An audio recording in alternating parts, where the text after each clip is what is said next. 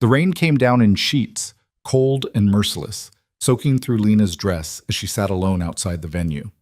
Inside, her sister's engagement party roared with laughter and music. Out here, she was invisible, a woman in a wheelchair, abandoned by the man who swore he'd stay, pitied by strangers, forgotten by family. She thought the night had already taken everything. Then a black car pulled up. A man in a dark suit stepped out, his eyes sharp and dangerous. He looked at her not with pity, but with recognition. "You're coming with me," he said. And just like that, her broken world shattered into something far more dangerous. If you want to know where this story goes, follow until the end. Hit like and comment the city you're watching from so I can see how far this story has traveled. Now, the accident happened on a Tuesday. Lena Hart remembered that detail with cruel clarity because Tuesdays used to be her favorite day.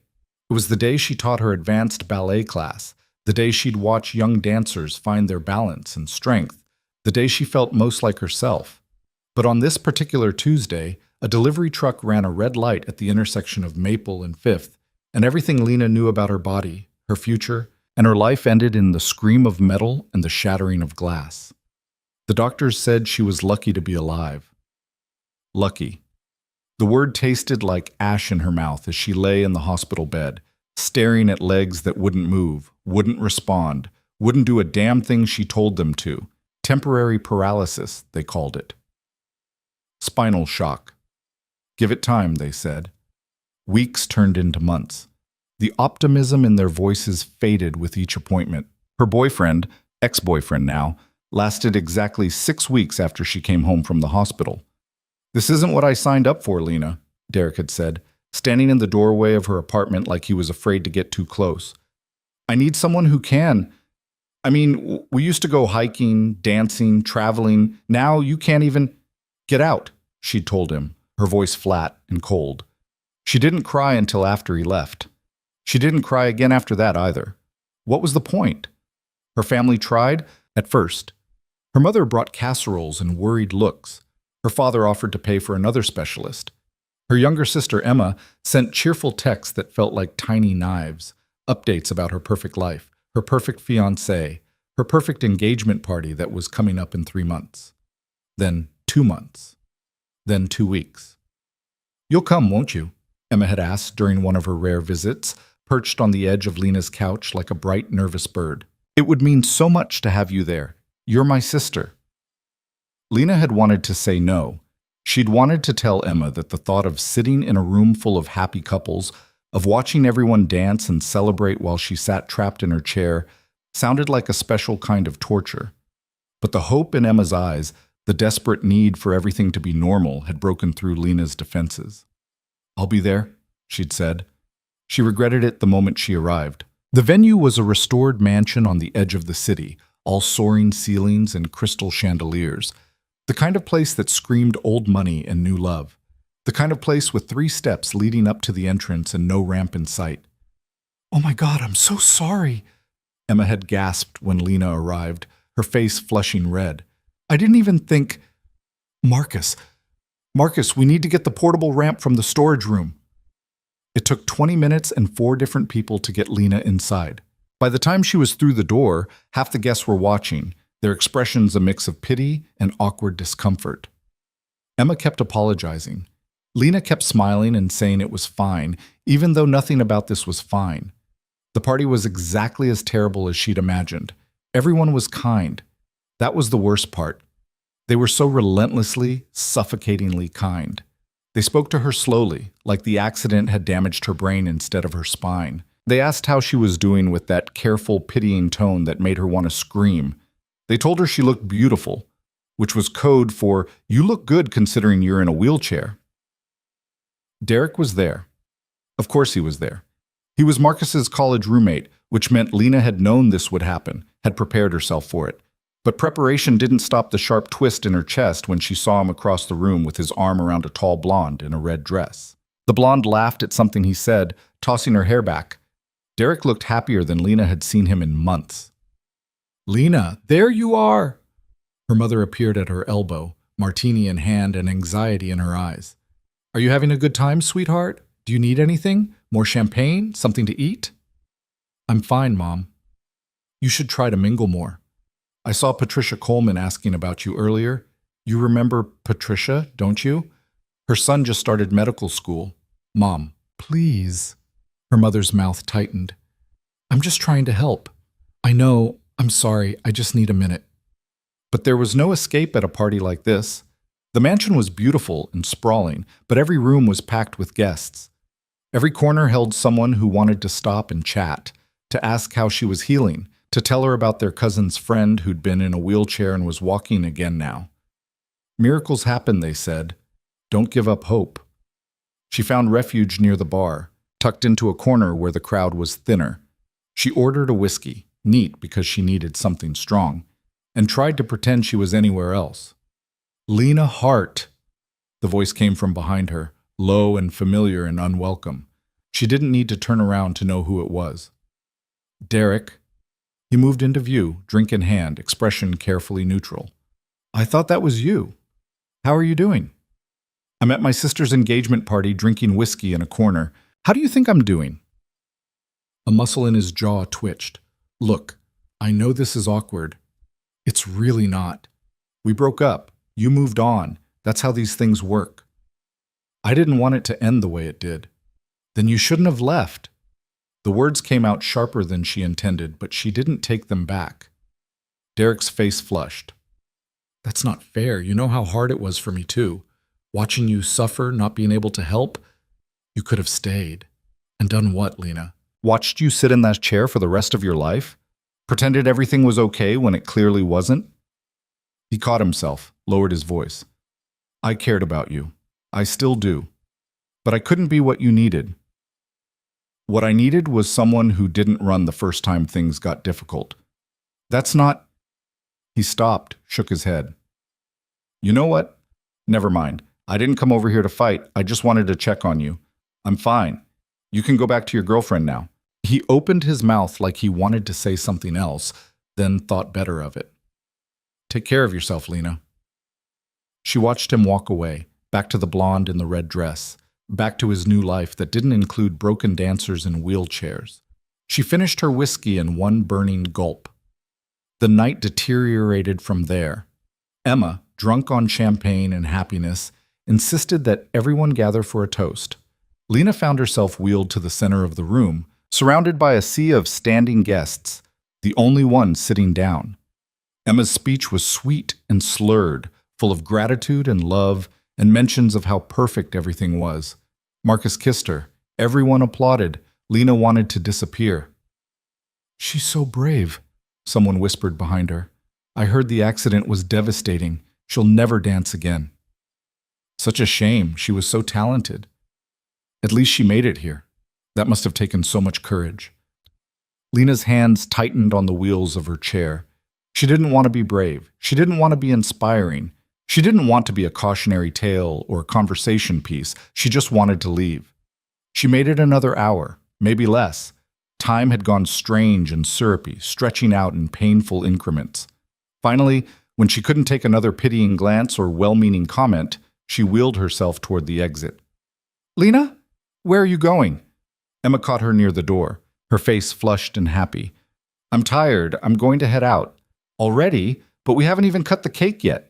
I know. I'm sorry. I need to go. Emma's expression crumpled. Is this about Derek? I saw you two talking. I told Marcus we shouldn't have invited him, but it's not about Derek. I'm just tired. Please don't go. You're my sister. I want you here. Lena looked at Emma, at her perfect makeup and perfect dress and perfect happiness, and felt something crack inside her chest. You want me here because it makes you feel good. It makes you feel like you're being supportive and inclusive. But the truth is, Emma, I don't belong here. Look at me. Look at all of them. She gestured at the crowd behind her. I'm the tragedy in the corner, the brave cripple who showed up to prove she's not broken. Well, guess what? I am broken, and I'm tired of pretending otherwise. Lena, I love you. I'm happy for you, but I can't do this. She pushed through the doors before Emma could respond, before the tears burning in her eyes could spill over. The cool night air hit her face like a slap. It had started raining while she was inside, a cold, steady drizzle that soaked through her dress within seconds. The valet stand was empty. Of course it was. She'd told her mother she'd get a ride home with someone else, and now everyone was inside. And she was stuck out here in the rain with no way to get home and no dignity left to salvage. She wheeled herself away from the entrance, away from the light and music spilling out of the mansion, until she found a spot under a tree that offered minimal shelter. The rain came down harder. Her phone was dead. Her dress was ruined. She was cold and wet and completely, utterly alone. This was rock bottom, she thought. There was nowhere left to fall. Then headlights cut through the rain. A black car, sleek, expensive, dangerous, pulled up in front of the mansion. The engine purred like a predator. Lena watched, numb and detached, as the driver's door opened and a man stepped out. He was tall, dressed in a black suit that probably cost more than her rent. Dark hair, sharp features, the kind of face that looked like it had been carved from stone. He moved with the controlled grace of someone who was always aware of his surroundings, always calculating. His eyes swept the area and then stopped on her. Lena expected him to look away.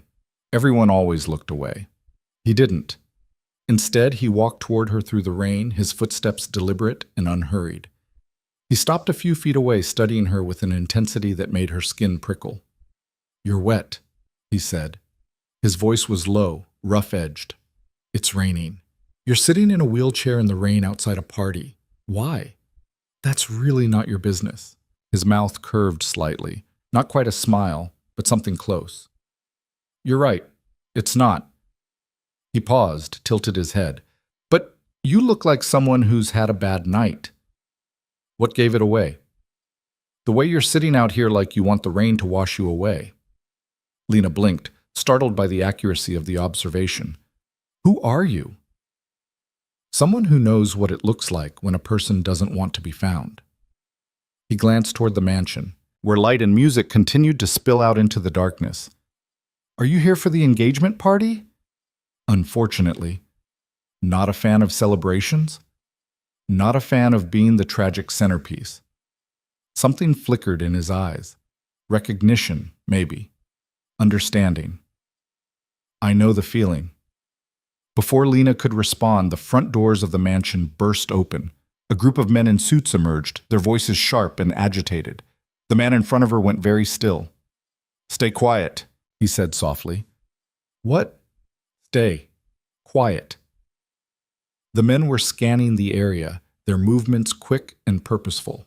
One of them pointed toward the tree line. Another spoke into a phone. There was something wrong about them, something that made Lena's instincts scream danger. The man crouched down in front of her wheelchair, his eyes locked on hers. "I need you to trust me for the next 60 seconds. Can you do that?" "I don't even know you." "I know, but those men are looking for me. And if they find me, they'll find you. And if they find you with me, you become a problem they need to solve." His expression was calm, almost gentle. "I don't let innocent people become problems. So I'm going to get you out of here. Nod if you understand." Lena should have been terrified. She should have screamed for help. But something in his voice, in the steady certainty of his gaze, made her believe him. She nodded. "Good girl." He straightened, moved behind her chair, and started pushing her deeper into the shadows. The men were spreading out now, calling to each other. One of them was heading in their direction. The stranger's hand came down on her shoulder, a light touch, but firm enough to keep her still. They waited, hidden in the darkness, as the man passed within 10 feet of them. Lena held her breath, her heart hammered against her ribs. Finally, after what felt like an eternity, the men regrouped near the front entrance and headed inside. The stranger released her shoulder. "They'll be back. We need to move." "Move where?" "My car." "I'm not getting in a car with a stranger who's being hunted by—" "What, exactly?" "Who were those people?" "People you don't want to meet." He came around to face her again, and for the first time she saw something raw in his expression. Urgency. "I don't have time to explain, but if you stay here, there's a chance they'll come back and ask you questions. Questions about me, and when they don't like your answers, they'll hurt you. Is that clear enough?" Lena's mouth went dry. Why would they think I know anything about you? Because they saw my car pull up. Because you're the only person out here. Because they're paranoid and violent, and they don't need much of a reason. He held out his hand. Please, let me get you somewhere safe. Every rational part of Lena's brain was screaming at her to refuse, to wheel herself back inside, find Emma, call the police. But the rational parts of her brain had been drowned out by months of pain and isolation and desperation. And this man, this dangerous stranger, was looking at her like she mattered, like she was worth protecting. Maybe that was enough. Okay, she whispered. Relief flashed across his face. He moved behind her chair again and pushed her toward the black car. The rain was coming down harder now, turning the ground to mud. He opened the passenger door, then turned to her. I'm going to lift you. Is that all right? She nodded, too stunned to speak. He bent down, slid one arm under her knees and the other behind her back, and lifted her like she weighed nothing. For a moment she was pressed against his chest, close enough to feel the steady beat of his heart, close enough to smell rain and expensive cologne. Then he was settling her into the passenger seat, adjusting her legs carefully, buckling her in. He folded the wheelchair with quick, efficient movements and put it in the trunk. Then he was in the driver's seat, starting the engine, pulling away from the mansion with controlled speed. Lena watched the lights fade in the rearview mirror. What just happened? I saved your life. That's not an answer. It's the only one I have right now. He glanced at her, his expression unreadable. What's your name? Lena. Lena Hart. Lena. He said it carefully, like he was testing the weight of it. I'm Damien Cross. The name meant nothing to her. She waited for him to elaborate. He didn't. They drove in silence for several minutes, the rain drumming against the windshield. Lena's mind was racing, trying to piece together what had just happened. Men in suits, a chase, danger. This was insane. She should demand that he take her home immediately, but she didn't. Where are we going? She asked instead. Somewhere safe. That's vague. It's intentional. Are you always this cryptic? Are you always this trusting of dangerous strangers? I'm not trusting you. I'm just too tired to fight. Damien's mouth quirked. Fair enough. They turned onto a highway, heading away from the city. The lights grew sparser. The rain continued to fall. Lena leaned her head against the window, watching the darkness blur past. Why were those men looking for you? She asked quietly. Because I'm not a good person, Lena. That's not an answer either. It's the most honest one I can give you. She turned to look at him. His profile was sharp in the dim light from the dashboard, all hard lines and shadows. Are you going to hurt me? No. How do I know that? You don't. He glanced at her. But you got in the car anyway. He was right. She had, and she still didn't know why. Maybe it was the exhaustion. Maybe it was the desperation. Maybe it was the way he'd looked at her, not with pity, but with something else. Something that made her feel seen for the first time in months. They drove for another 20 minutes before turning onto a private road that wound through dense trees. At the end of the road was a gate, tall, imposing, flanked by stone pillars. Damien pressed a button on his visor and the gate swung open. The house beyond was massive. Not a house, really. An estate, all sharp angles and floor-to-ceiling windows, lit from within like a jewel in the darkness. You live here? Lena asked. Yes. Alone? Mostly. He pulled into a garage that housed at least 6 other cars, all of them sleek and expensive. The door closed behind them with a quiet hum. Damien got out, retrieved her wheelchair from the trunk, and came around to help her. This time, when he lifted her, she didn't tense. She let herself lean into his strength, let him carry her weight. He set her in the chair with the same careful precision as before, then pushed her through a door that led into the house. The interior was stunning, minimalist and modern, all clean lines and muted colors, but it felt cold, empty, like no one actually lived here. Damien pushed her into a living room dominated by floor-to-ceiling windows that overlooked the dark forest beyond. He moved to a bar cart and poured 2 glasses of amber liquid. Whiskey, he said, handing her one. You looked like you needed it earlier. She took it, sipped, felt the burn slide down her throat. You were watching me. I was. Why? Because you looked like the only real person in that entire party. Lena didn't know what to say to that. She drank more whiskey and studied him as he stood by the windows, staring out at nothing. Are you going to tell me what's going on? She asked finally. Damien turned to face her. Those men work for people I've crossed, dangerous people. If they'd found me at that party, there would have been violence, bloodshed. Innocent people would have been hurt. He paused. Including you. Why would I be hurt? I have nothing to do with this. You do now. The words hung in the air between them, heavy with implication. What does that mean? Lena asked, her voice sharper now. It means they saw you. They saw me talking to you, and in my world, that's enough to make you a target. A target for what? For leverage, for information, for whatever they think might get to me. Lena's hands tightened on her glass. So you brought me here to protect me? Yes. Or to protect yourself. Damien's eyes flickered with something dark. Maybe both. She should have been angry, terrified. She was, a little, but underneath the fear was something else, a strange, reckless relief, because for the first time since the accident, someone needed her for something, even if that something was dangerous and probably insane.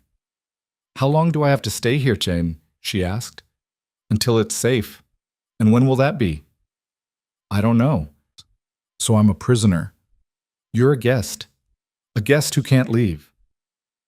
Damien crossed the room and crouched in front of her chair, bringing himself to eye level. Up close, she could see the details she'd missed before. The faint scar above his left eyebrow, the silver flecks in his dark eyes, the weariness etched into the corners of his mouth. I'm sorry, he said quietly. I didn't plan for this. I didn't plan for you. But now that you're here, I'm going to keep you safe, whether you believe that or not. I don't know what to believe. Then believe this. No one is going to hurt you while you're under my protection. I promise you that. His voice was steady, absolute, and despite everything, the strangeness of the situation, the danger, the impossibility of it all, Lena believed him. Okay, she whispered. Damien stood, moved to the windows again. There are guest rooms upstairs. I'll have someone prepare one for you. Someone? I have staff. They're discreet. Of course you do. A ghost of a smile crossed his face. Get some rest, Lena. Tomorrow we'll figure out what comes next. But as Lena sat in that cold, beautiful room, whiskey in hand and rain streaking down the windows, she couldn't shake the feeling that what came next had already begun the moment Damien Cross looked at her in the rain and saw something worth saving. The woman who appeared in the doorway an hour later looked like she'd stepped out of a fashion magazine. Sleek black dress, hair pulled back in a perfect bun, expression carefully neutral. She introduced herself as Maya and explained that she managed the household staff. Mr. Cross asked me to show you to your room, Maya said, her tone polite but distant. I've prepared the East Wing guest suite. If you need anything, there's a phone by the bed. Lena followed as Maya pushed her wheelchair through hallways that felt more like a museum than a home. Everything was pristine, expensive, untouched. No family photos on the walls, no clutter, no warmth.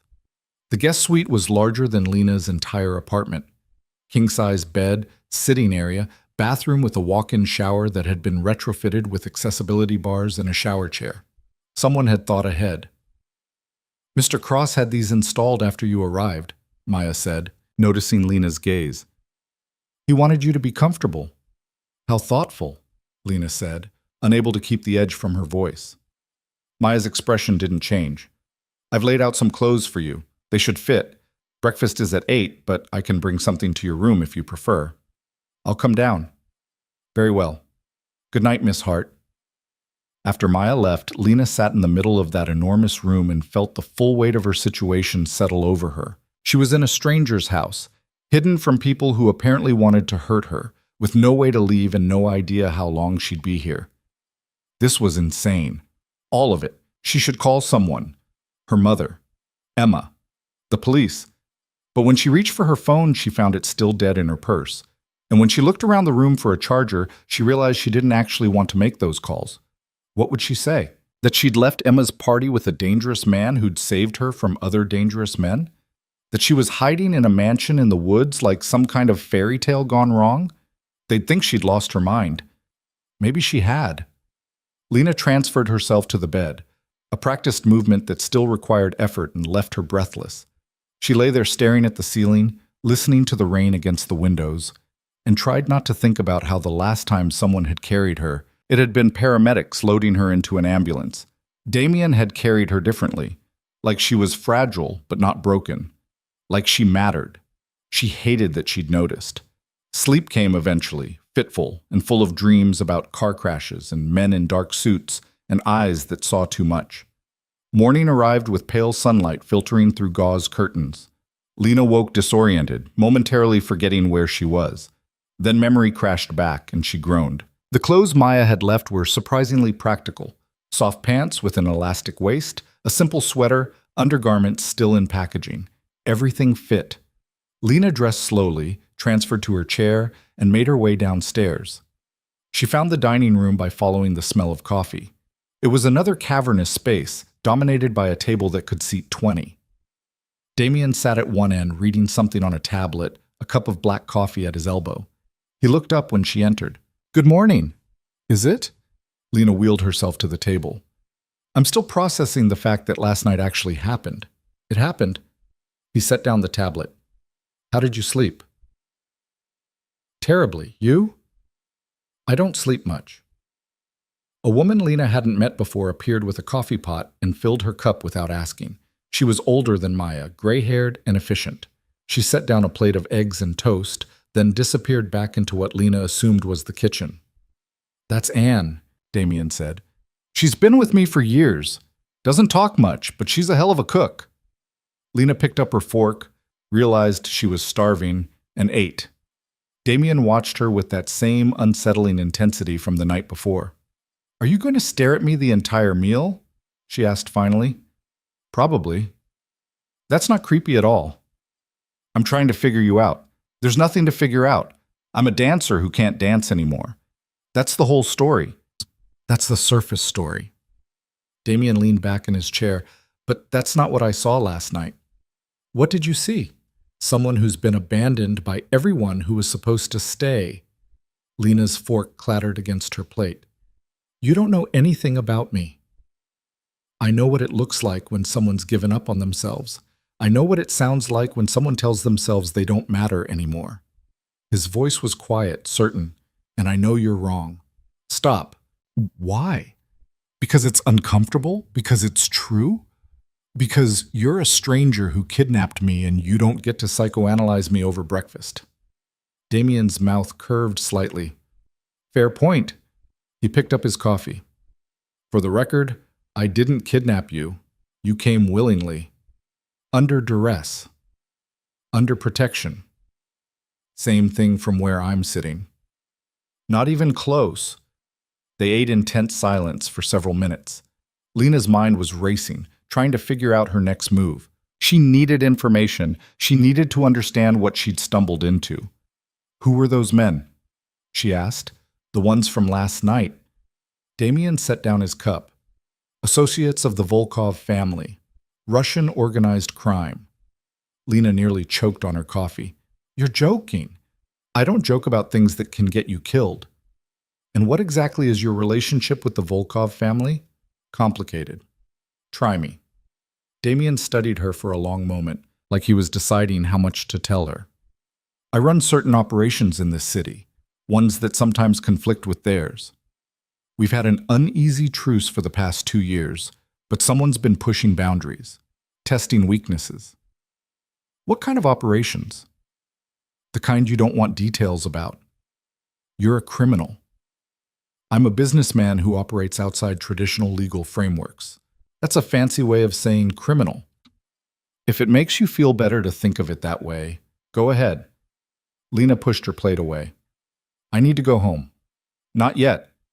"This isn't a request, Damien. I have a life. People who'll worry about me." "Do you?" The question was gentle but cut deep.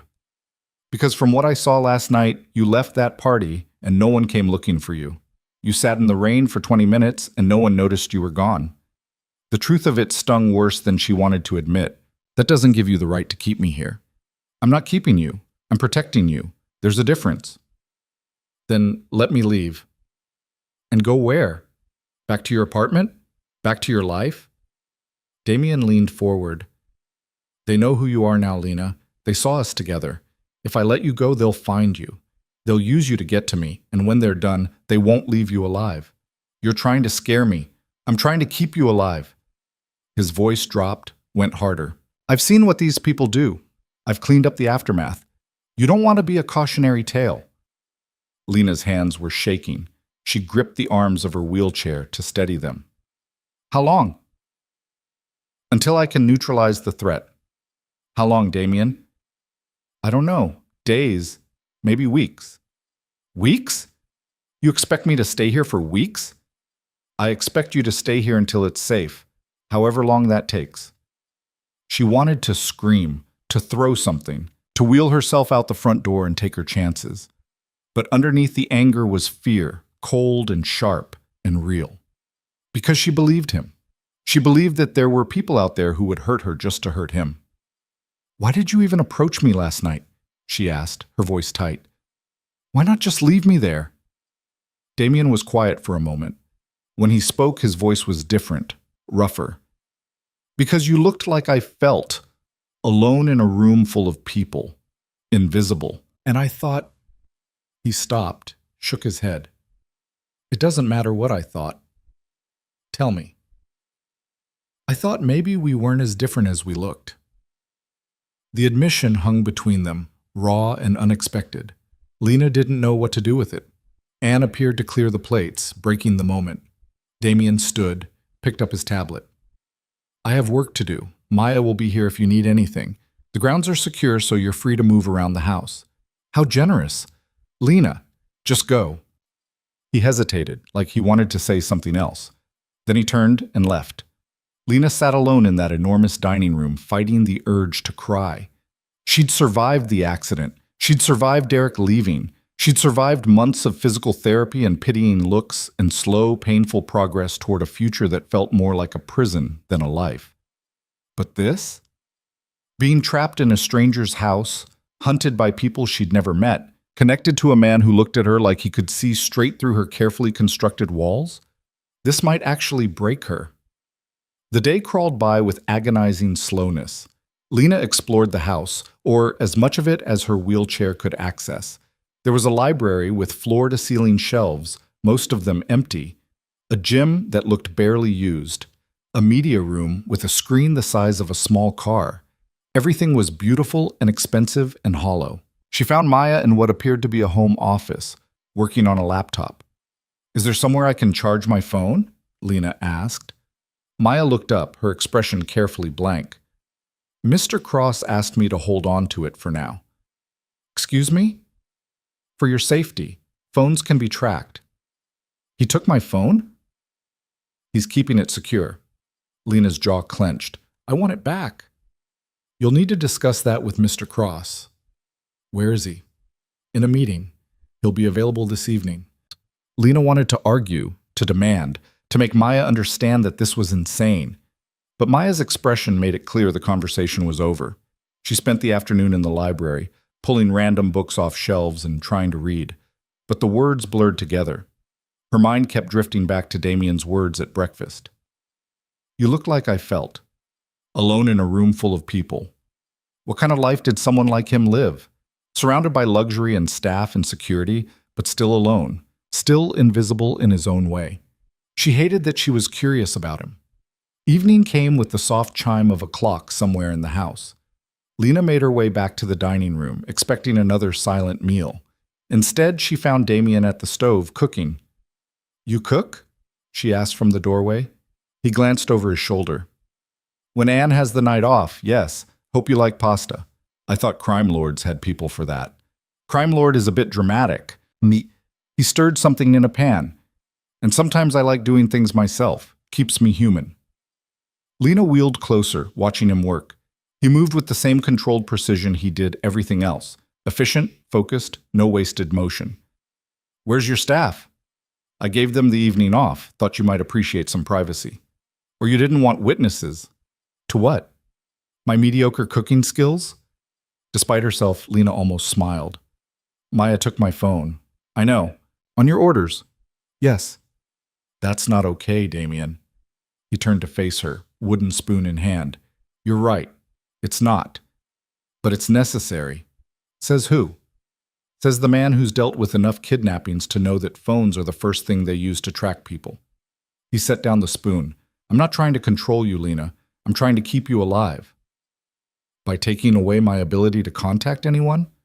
By eliminating the easiest way for them to find you. He paused. But if it makes you feel better, I'll get you a secure phone tomorrow, one that can't be traced. It was a compromise. A small one, but more than she'd expected. Okay. Okay. Don't make me repeat it. That almost smile appeared again. Wouldn't dream of it. He finished cooking and served 2 plates of pasta with red sauce. It was simple, nothing fancy, but it smelled incredible. They ate at the kitchen island instead of the formal dining room, and somehow that made everything feel less strange. Tell me something about you, Damien said after a few minutes of silence. Why? Because if we're going to be stuck together for a while, we might as well know each other. We don't have to do this. You're not my friend. No, he agreed, but I'm the only person you've got right now, so humor me. Lena twirled pasta around her fork, considering.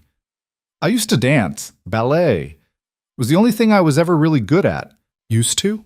The accident took that away, along with everything else. What would you be doing right now, if the accident hadn't happened?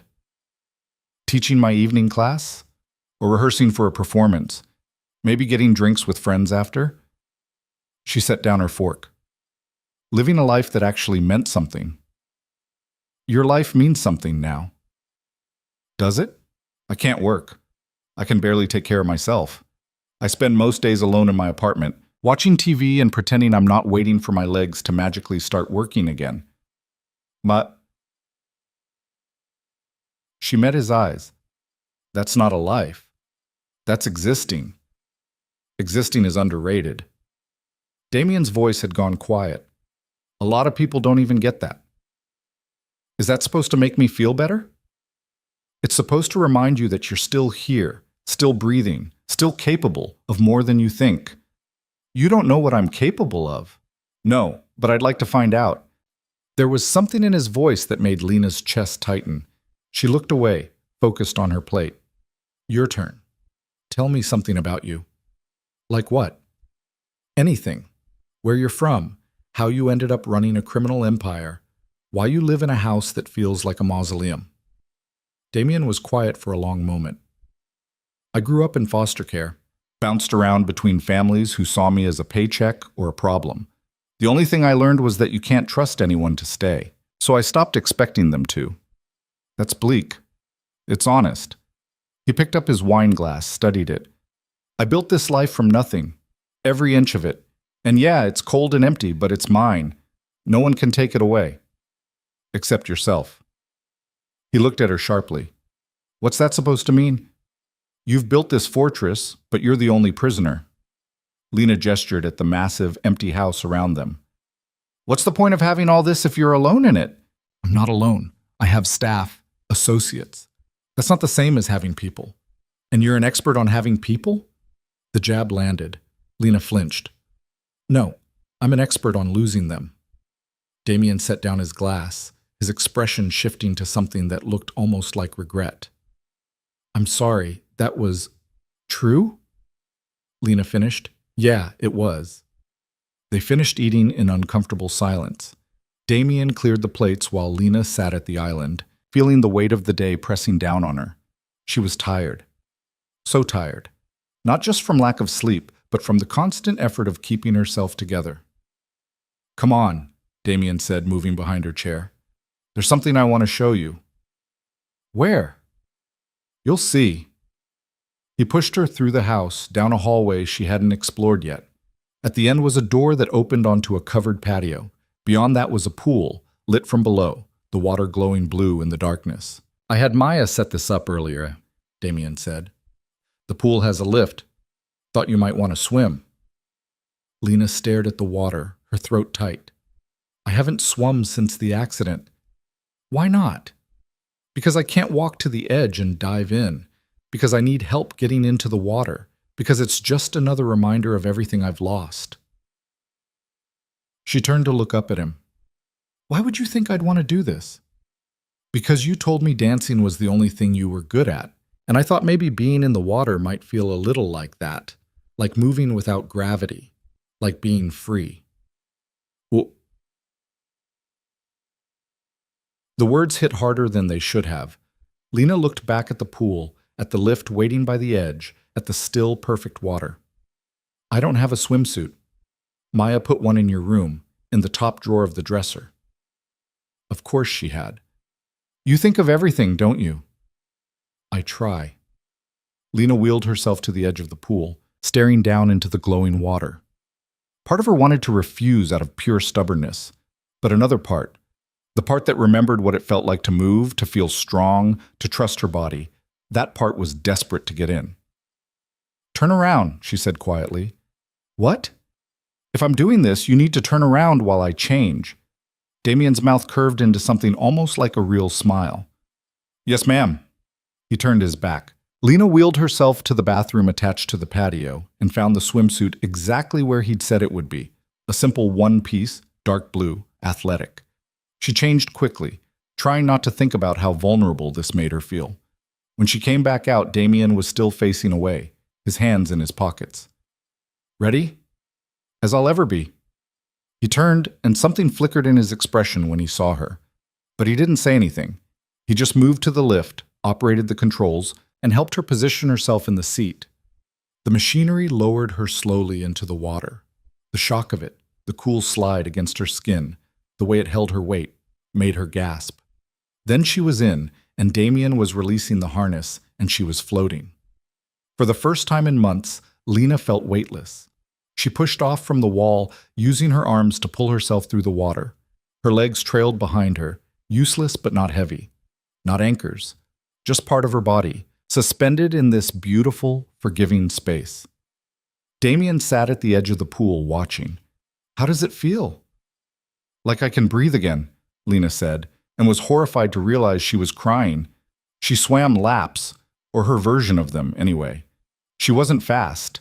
Her arms burned after the first few lengths, but she kept going, pushing herself, feeling the old muscle memory wake up. This wasn't dancing, but it was close. It was movement. It was freedom. When she finally stopped, exhausted, she found Damien had rolled up his pants and was sitting on the edge with his feet in the water. Thank you, she said quietly. For what? For this. For seeing what I needed before I knew I needed it. You're welcome. They sat in comfortable silence for a while, Lena floating on her back and staring up at the stars. The sky was clear, the night cool, but not cold. She felt more at peace than she had in months. Can I ask you something? She said eventually. Always. Why do you care? About me, I mean. You don't know me. I'm just someone who got caught in the wrong place at the wrong time. So why go to all this trouble? Damien was quiet for so long she thought he might not answer. When he finally spoke, his voice was low and rough. Because when I looked at you in that rain, I saw someone who'd been left behind by everyone who was supposed to matter. And I know what that feels like. I know what it does to you. He paused, and I thought maybe I could be the one person who didn't walk away. Lena's chest ached. You don't owe me anything. I know. Then why? Because maybe I'm tired of being alone too. The admission hung in the air between them, raw and honest. Lena pushed herself to the edge of the pool, close enough to see his face clearly. He looked different in this light, younger somehow, less guarded. We're a mess, aren't we? She said softly. Yeah, we really are. But for the first time since the accident, Lena didn't feel broken. She felt like maybe, just maybe, she could be put back together. And the man sitting beside her, dangerous and damaged and somehow kind, felt like someone who might understand how to do it, even if neither of them had any idea what came next. The next 3 days fell into an uneasy rhythm. Mornings brought breakfast with Damien, sometimes silent, sometimes filled with sharp conversation that felt like verbal sparring. Afternoons, Lena had the house mostly to herself, while Damien disappeared into his office for hours at a time, dealing with whatever dark business kept his empire running.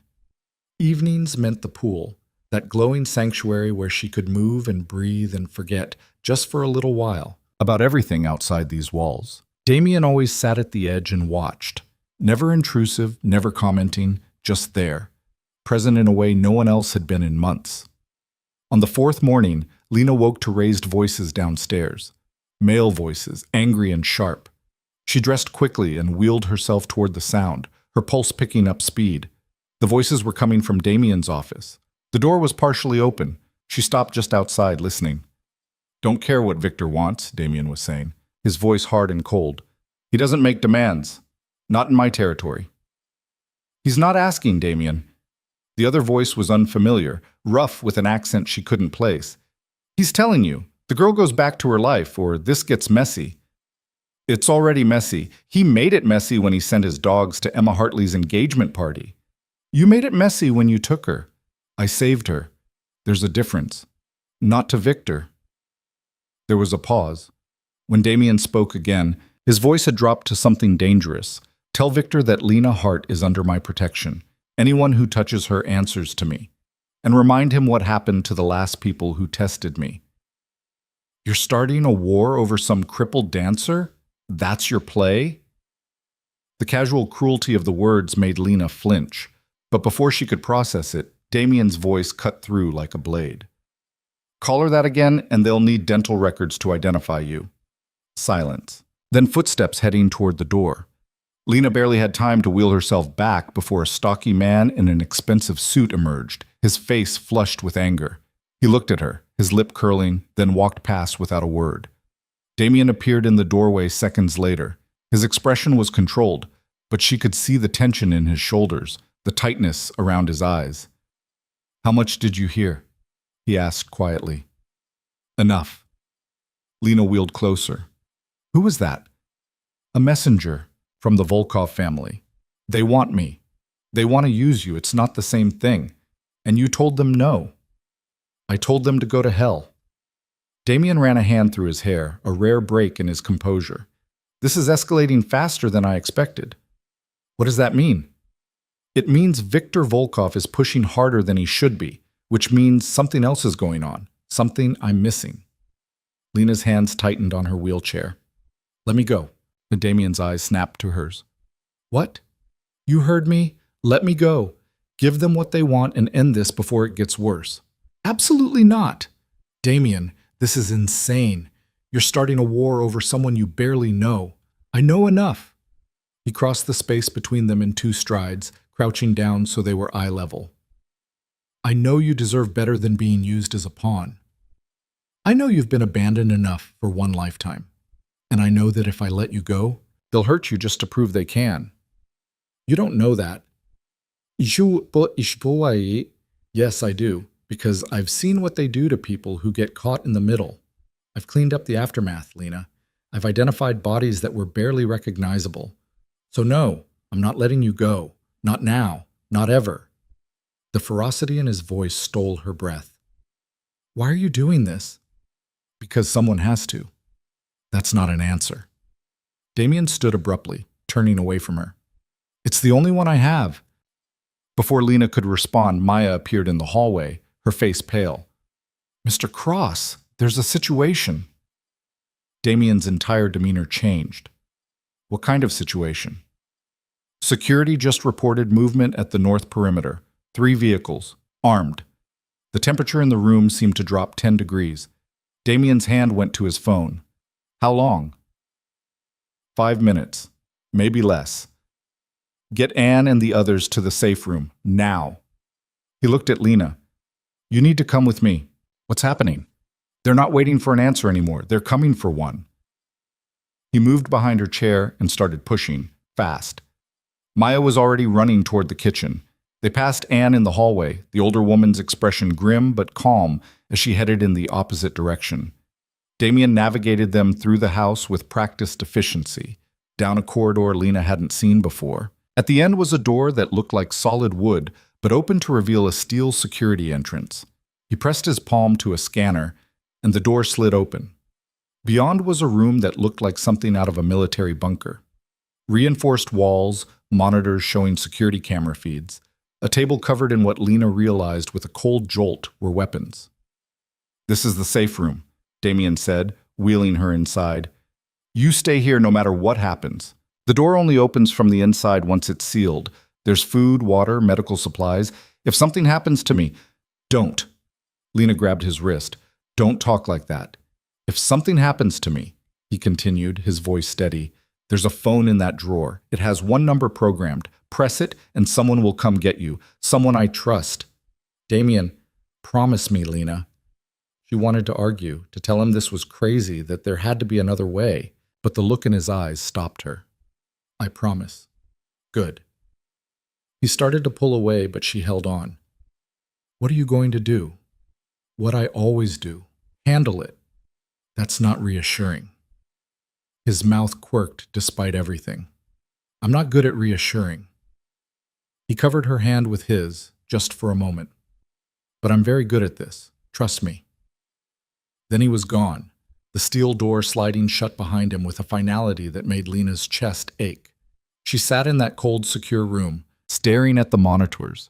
She could see the front gate, the driveway, different angles of the house. And there, on the north perimeter camera, 3 black SUVs rolling to a stop. Men poured out. 8, maybe 10, all armed, all moving with military precision toward the house. On another monitor, she watched Damien emerge from a side entrance. He wasn't alone. 4 men flanked him, all carrying weapons. Security she hadn't known existed. One of the men from the SUVs stepped forward. Even through the grainy camera feed, Lena could see he was older, gray-haired, with the bearing of someone used to being obeyed. The audio was muffled, but she could make out fragments of conversation. "Unreasonable, Cross. All this for a girl?" Damien's response was too quiet to hear, but his body language was clear. He wasn't backing down. The older man gestured sharply. 2 of his men moved forward. Damien's security raised their weapons. "No," Lena whispered, her hands pressed against the monitor. "Don't do this." For a moment, everything froze. 10 men with guns, all pointed at each other, all waiting for someone to make the first move. Then the older man laughed. The sound was wrong, too casual, too amused for a standoff. He said something else, gestured again, and his men lowered their weapons. Damien didn't lower his.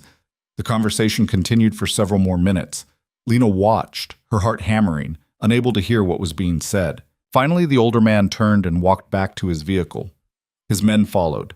The SUVs pulled away, disappearing down the private road. Damien stood there for a long moment, watching them go. Then he turned and headed back to the house. 5 minutes later, the safe room door slid open. Damien stepped inside, and Lena could see the tension still riding his shoulders. "What happened?" she asked. "Negotiation." That looked like more than negotiation. It was a threat dressed up as negotiation. He moved to the table, started unloading a weapon Lena tried not to look at too closely. Victor made his position clear. He wants you. He's willing to offer a trade. A trade for what? Territory, business interests. Things that matter more to him than they should. Damien set down the weapon with more force than necessary. "He thinks you're my weakness. He thinks if he pushes hard enough, I'll break." "Maybe you should." He turned to look at her. "What?"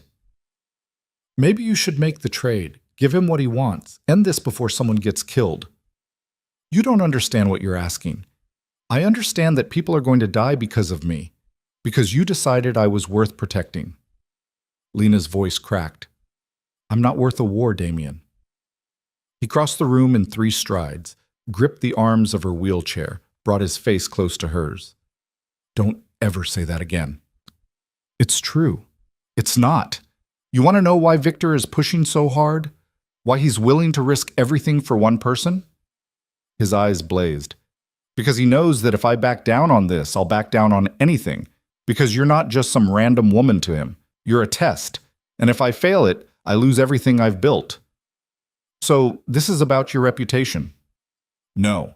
This is about not letting bastards like Viktor Volkov decide who matters and who doesn't." He released the wheelchair, stepped back. You think you're not worth fighting for. I think you're the only thing worth fighting for. The words hung between them, raw and impossible. Lena couldn't breathe, couldn't think, couldn't do anything but stare at this dangerous man who kept saying things that made her walls crumble. You don't mean that, she whispered. I mean every word. Before she could respond, his phone buzzed. He pulled it out, his expression darkening as he read the message. What is it? Problem. He typed something quickly. Victor's people just hit one of my warehouses. Small crew, minimal damage, but it's a message. What kind of message? The kind that says this isn't over. He looked at her, and for the first time she saw something like fear in his eyes. I need to handle this, but I need to know you're safe first. I'll stay in the safe room. No, that's not good enough anymore. He made a decision. She could see it happen. I'm moving you. Moving me where? Somewhere even Victor can't reach. A place outside the city. It's more secure, more isolated. You'll be safe there while I deal with this. Damien, this isn't a discussion, Lena. Pack whatever you need. We leave in an hour. He was gone before she could argue, leaving her alone in the safe room with monitors showing an empty driveway and the ghost of his words echoing in her head. You're the only thing worth fighting for. The hour passed in a blur. Maya appeared with a bag already packed, her expression tight but professional. She helped Lena back to the main house, where Damien was waiting by a different car, something dark and armored that looked like it could survive a war. Where are the others? Lena asked. Anne? Your security? Staying here, making it look like nothing's changed. Damien loaded her wheelchair into the trunk. We're going dark for a few days. No staff, no backup, just us. That sounds dangerous. It's safer than the alternative. He helped her into the passenger seat with the same careful attention he always used, then got behind the wheel. They pulled out of the garage as the sun was setting, painting the sky in shades of orange and red that looked too much like fire. They drove for hours. Damien didn't tell her where they were going, and Lena didn't ask. She watched the landscape change from suburbs to farmland to dense forest. The roads got narrower, less maintained. Civilization fell away until there was nothing but trees and darkness and the steady hum of the engine. Tell me something, Damien said eventually, breaking the silence. Like what? Anything. I need to hear your voice right now. The admission was so unguarded it made her chest ache. What do you want to know? What made you fall in love with dancing? Lena closed her eyes, let herself remember. My mom took me to see the Nutcracker when I was 6. I'd never seen anything like it. The way they moved, the way they made it look effortless even though I could tell it wasn't. The way they told stories with their bodies. She smiled, despite everything. I went home and tried to recreate it in our living room. Fell on my face about 20 times. Mom signed me up for lessons the next week. Were you good? I was obsessed. That's not the same as good. But I worked harder than anyone else. I practiced until my feet bled. Until I could barely walk some days. And slowly, I got better. Good enough to get into a professional company. Good enough to teach. Good enough to make it your whole life. Yeah. The word came out heavy. That's the problem with making something your whole life. When you lose it, you lose yourself too. Damien's hand found hers in the darkness. You haven't lost yourself. You've just lost the container you were keeping yourself in. There's a difference. That sounds like something you read in a fortune cookie. It sounds like something I learned the hard way. His thumb traced circles on her palm. I spent years building this empire. Becoming someone people feared, someone who mattered, and then I realized I'd built a prison. Just a really expensive one. So why don't you leave? Because I don't know who I am without it, same as you don't know who you are without dancing. His words struck too close to home. Lena looked down at their joined hands. We're both pretty broken, aren't we? Yeah, but maybe broken pieces can fit together in new ways. Before she could process that, headlights appeared in the rear-view mirror. Damien's entire body went tense. He checked the mirror, checked again, then pressed down on the accelerator. What's wrong? Lena asked. We're being followed. She twisted to look behind them. 2 sets of headlights, getting closer. Are you sure? I've been watching them for the last 10 miles. They're matching our speed, keeping their distance. That's not a coincidence. What do we do? Hold on. He took a sharp turn onto an even narrower road, the car fishtailing slightly before he corrected. The headlights followed. Damien cursed under his breath and pushed the car faster. The forest blurred past. Lena gripped the door handle, her heart racing. The headlights behind them were gaining ground. There's a turnoff coming up, Damien said, his voice tight with focus. When I take it, I need you to get down, as low as you can go. Damien, do it, Lena, please. She unbuckled, awkwardly maneuvered herself down into the footwell. It was cramped and uncomfortable, but she managed it. Above her, she heard Damien take a sharp breath. Then he cut the wheel hard. The car went off the paved road onto what felt like gravel, then dirt. Trees scraped against the sides. Lena braced herself, trying not to think about what would happen if they crashed, if her body broke again in ways that couldn't be fixed. The car jerked to a stop. Damien killed the engine, killed the lights. Darkness swallowed them whole. Stay down, he whispered. Don't move. Don't make a sound. Lena held her breath. She could hear her own heartbeat, loud and frantic. Could hear Damien's breathing, controlled but fast. Could hear, in the distance, the sound of engines. The pursuing cars passed on the main road. She counted 1, 2 vehicles. They didn't slow down, didn't stop. Just kept going, their taillights fading into the night. Silence settled, thick and tense. After what felt like hours, but was probably only minutes, Damien exhaled. They're gone. Are you sure? No, but we can't stay here. He restarted the engine, but kept the lights off. I'm going to navigate by moonlight for a bit. Stay down until I tell you it's safe. They drove slowly, carefully, through what felt like pure wilderness. Lena stayed curled in the footwell, every bump and turn reminding her of the fragility of her body, her situation, her life. Finally, Damien said, Okay, you can come up. She struggled back into the seat, every muscle protesting. They were on a narrow dirt road now, trees pressing close on either side. Ahead, she could make out the dark shape of a structure. What is this place? She asked. Somewhere I bought years ago and never told anyone about, not even Victor. He pulled up to what looked like a cabin, small and rustic. It's not fancy, but it's secure. He helped her out of the car, got her settled in the wheelchair, and pushed her up a ramp that had clearly been added recently. Inside, the cabin was exactly what it looked like from outside. One large room with a kitchenette, a bathroom, and a loft accessible by ladder. There's a bedroom through there, Damien said, gesturing to a door she'd missed. Ground floor. I had it set up with accessibility in mind. When did you do this? 3 days ago, when I realized things might get worse before they got better. He moved around the cabin, checking windows, securing locks. I've been preparing for this possibility since the night I brought you home. Lena watched him move, watched the way his shoulders carried tension he refused to acknowledge. You knew this would happen. I knew Victor would push. I just didn't know how hard. He finished his security check and turned to face her. I'm sorry for all of this, for putting you in danger, for stop apologizing and come here. He crossed to her slowly, like he wasn't sure what she wanted. Lena reached up, took his hand, and pulled him down until he was kneeling in front of her chair. You saved my life, she said quietly. Multiple times now. You've given me a place to stay, food to eat, a pool to swim in. You've seen me at my worst and you haven't run. Her voice cracked. Everyone else ran. Derek, my friends, even my family in their own way. But you stayed, so stop apologizing for the danger. I'd rather be in danger with you than safe and alone. Damien's eyes were dark, intense, searching her face like he was looking for the lie.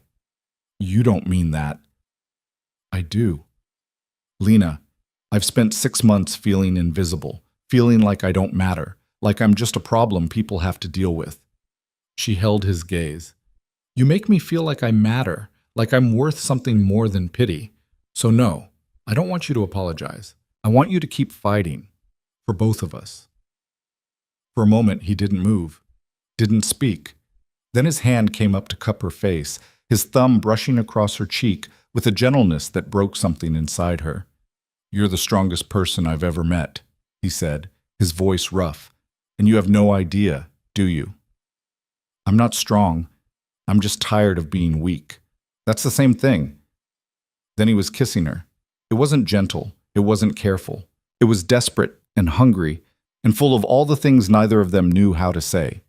Lena kissed him back with equal desperation, her hands fisting in his shirt, pulling him closer.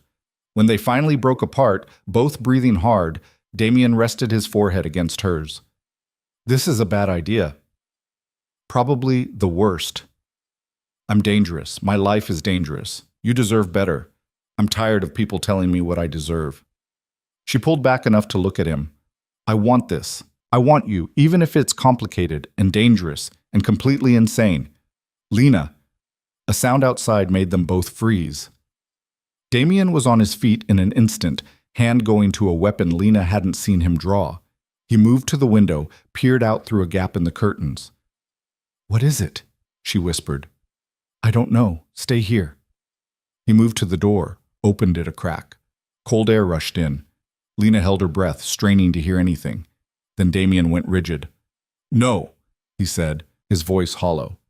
No, that's not possible. What? Damien, what's wrong? He closed the door, locked it, and turned to face her. His expression had gone blank, carefully controlled in a way that terrified her. We need to get you to the bathroom, now. Why? What did you see? More cars. At least 4. He was already moving, pushing her wheelchair toward the bathroom. They found us. I don't know how, but they found us. The people following us weren't just following, they were tracking. He pulled her into the bathroom, which was larger than she'd expected.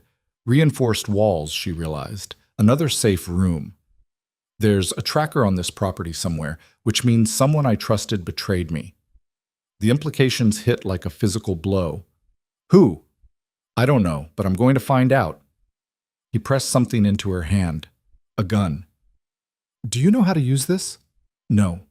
Safety's here. Point and pull the trigger. Don't hesitate if someone comes through that door who isn't me. His eyes met hers, and she saw fear there. Real, genuine fear. Whatever happens, whatever you hear, you stay in here. You don't come out until I come get you. Understand? Damien, you can't go out there alone. I've been doing this since before you knew my name. I'll be fine. But his voice shook slightly on the last word, betraying him. Lena grabbed his wrist. Don't you dare die on me. Something flickered in his expression. Surprise, maybe. Or something deeper. I'll do my best. He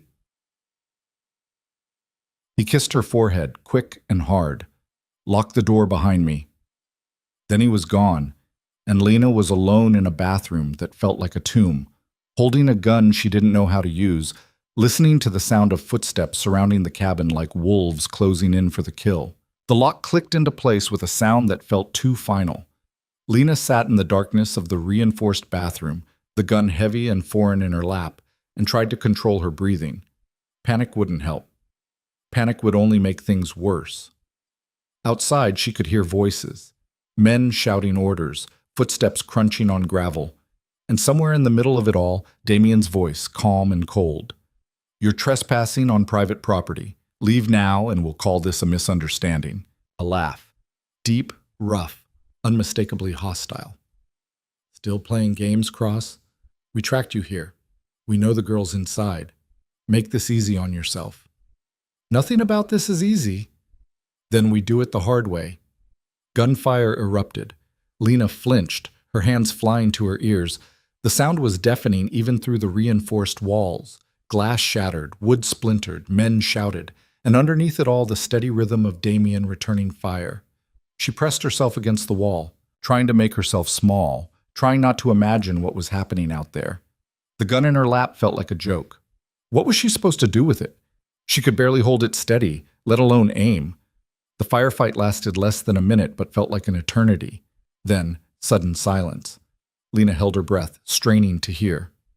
Footsteps. Someone moving through the cabin. Coming closer. Her finger found the safety on the gun, clicked it off the way Damien had shown her. She raised the weapon with shaking hands, aimed it at the door. The handle turned. Lena, it's me. Don't shoot.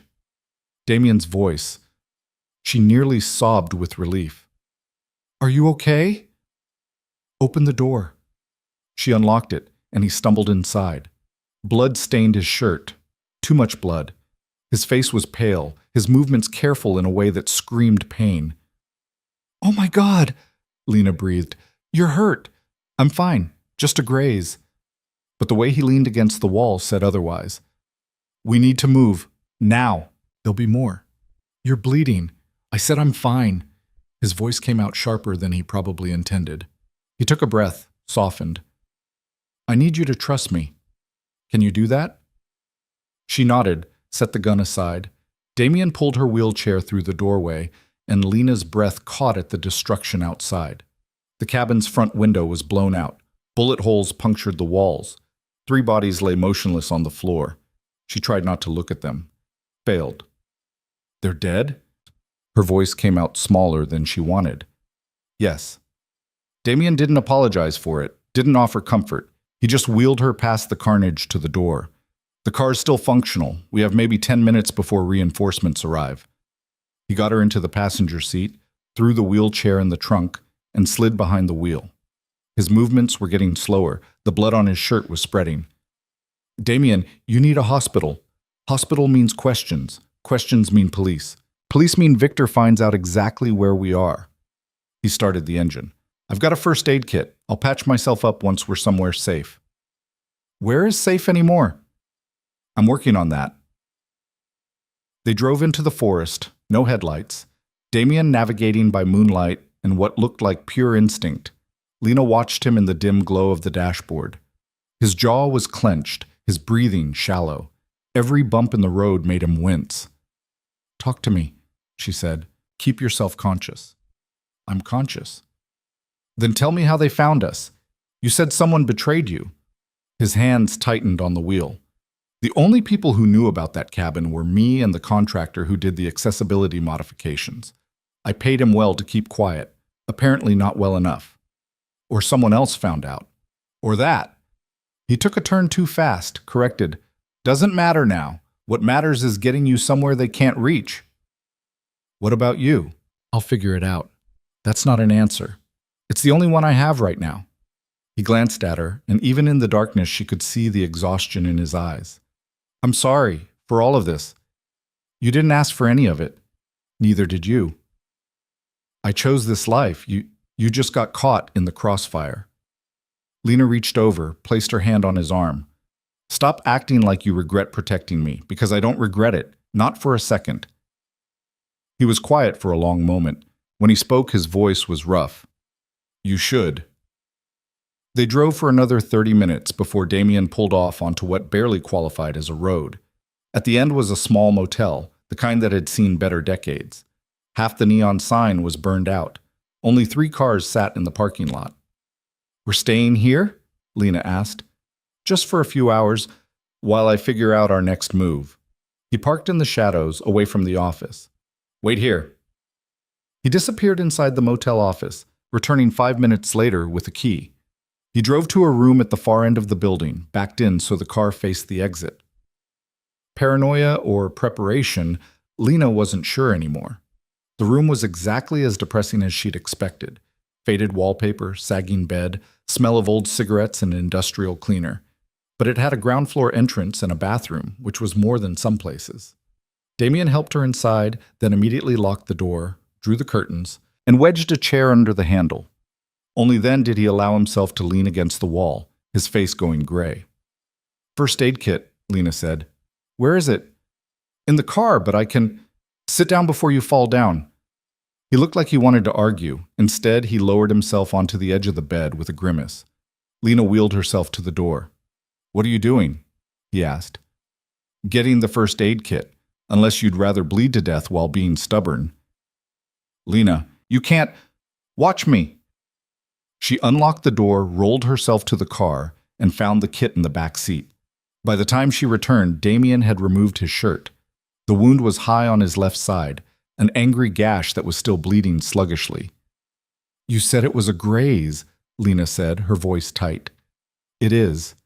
That's not a graze, that's a... I don't know what that is, but it's bad. I've had worse. He took the kit from her, opened it. His hands were shaking slightly. Lena rolled closer. Let me. You don't have to. Damien, let me help you. Their eyes met. Something passed between them. Trust, maybe. Or just exhaustion. He handed her the antiseptic and gauze. Lena had never done this before. Had never cleaned a bullet wound. Never held someone's life in her hands quite this literally. But she remembered watching medical shows. Remembered basic first aid from the ballet company's safety training. She worked carefully, methodically, trying not to think about the fact that this was Damien's blood on her hands, Damien's pain making him bite back groans. You're good at this, he said through clenched teeth. I'm improvising and praying I don't kill you. That's most of life, honestly. Despite everything, she almost smiled. She finished cleaning the wound, applied pressure to stop the bleeding. His skin was warm under her hands, his heartbeat strong and steady. Alive. He was alive. It needs stitches, she said quietly. I know. I'll do them in a minute. You're going to stitch yourself up? Not the first time. The casual way he said it made her chest ache. What kind of life had he lived where stitching his own wounds was routine?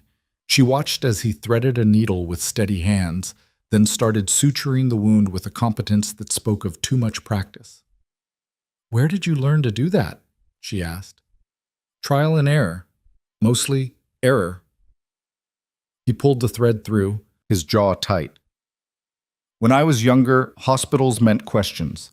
Questions meant social services. Social services meant getting sent back to foster homes that didn't want me. So I learned to take care of myself. Damien, that's horrible. It's life, at least it was mine. He finished the last stitch, cut the thread. Could you hand me that bandage? She helped him dress the wound, her hands gentler than they needed to be. When she was done, he caught her wrist. Thank you, he said softly. You don't have to thank me. Yes, I do. You didn't have to help. You could have let me suffer through it alone.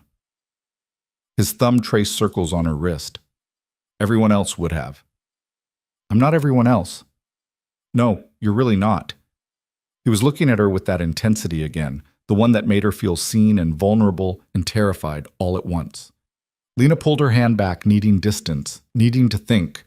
What happens now? She asked. Damien reached for his phone, winced at the movement. Now I make some calls, find out who betrayed me, figure out where we go next. And if you can't, then we keep running until I can. That's not a plan. It's the best I've got. He stood carefully, moved to the window, peered through a gap in the curtains. Victor's getting desperate. That attack at the cabin, that wasn't just about finding you. That was about sending a message, about proving he could get to me anywhere. What message? That I'm weak, that I've lost control, that protecting you is making me vulnerable. He turned to face her. In my world, perception is everything. If people think I'm weak, I become weak. Challenges come from everywhere. Alliances crumble. Everything I've built falls apart. Then let me go. No, Damien. I said no. His voice was hard, final. I'm not negotiating this, not with you, not with Victor, not with anyone. Why are you being so stubborn about this? Because giving you up would be the smart play, the strategic play, the play everyone expects me to make. He crossed to her, knelt down so they were eye level. And I'm tired of being smart. I'm tired of sacrificing what matters for what's strategic. For once in my miserable life, I want to choose something because it's right, not because it's profitable. I'm not a cause, Damien. I'm not some noble sacrifice. You're the first person in 20 years who's made me feel like I'm more than the sum of my worst decisions. His hand cupped her face. You're the first person who's looked at me and seen something worth saving. So no, I'm not letting you go. Not now, not ever. Even if it costs me everything. The raw honesty in his voice stole her breath. You barely know me. I know enough. I know you're strong enough to survive things that would have broken anyone else. I know you're kind even when the world hasn't been kind to you. I know that when you look at me, you don't see a monster. You see... He stopped, shook his head. I don't know what you see, but it's more than I deserve. I see someone who stayed, Lena whispered. Someone who fights for what he cares about. Someone who's been hurt but hasn't let it make him cruel. She covered his hand with hers. I see someone worth knowing, worth trusting, worth... The window exploded inward. Glass rained down as Damien threw himself over Lena, shielding her body with his. Something metal clattered across the floor, round, smoking.